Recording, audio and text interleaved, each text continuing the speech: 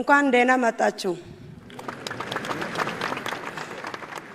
የመጣሁት ከደቡብ ኦሞ ዞን ከሐመር ወረዳ ከካራ ብሔረሰብ ስሜ ሙዶ አኮ ይባላል።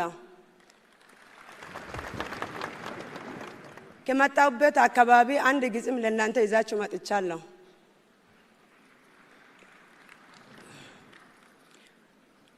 ወገኖቼ ዛሬ በፊታችሁ የቆምኩት አንዲት እንደ ኢትዮጵያዊት ሴት ነኝ። ነገር ግን እጆቼ ትንሽ ይንቀጠቀጣሉ። ነገር ግን ልቤ በተስፋ ተሞልቷል። ለብዙ ዘመናት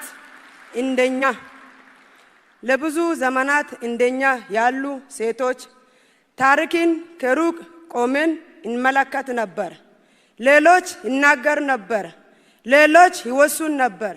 እኛ ግን ከሩቅ ቆመን እናይ ነበር። ወንድማሞቻችንን እንቀብር ነበር፣ እንባችንን እናብስ ነበር። ሰላም ይመጣ ይሁን ብለን እንጠይቅ ነበር። ዛሬ ግን ለመጀመሪያ ጊዜ ሀገሬ እንድናገር ጠርተኛለች።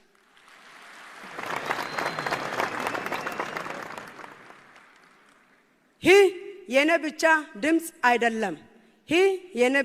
ድምጽ አይደለም። ይህ ከሩቅ ያሉት ሴቶችና እናቶች ድምጽ ነው። ማን ያልሰማችሁ እናቶች፣ ማን ያልጠየቃችሁ፣ ነገር ግን ከብዙ በፊት ያሉት ኢትዮጵያ የወደዱ የሰዎች ድምጽ ነው። ዛሬ ኢትዮጵያ እያዳመጠች ነው። ባለመነጋገራችን ብዙ አጥተናል።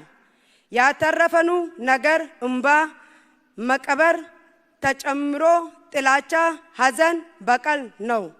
እሳት ቤት ብትገነባ ኖሮ ኢትዮጵያ ከዘመናት በፊት በተገነባች ነበር።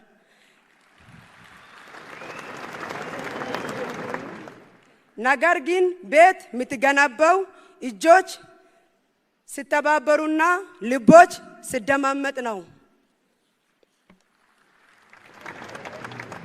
ኢትዮጵያ የእናንተ የኛ የሁላችንን ናት። ስለዚህ ወገኖቼ ይዛችሁ የመጣችሁን ቁጣ ቋጠሮ ይዛችሁ አትመለሱ። ተመካከራችሁ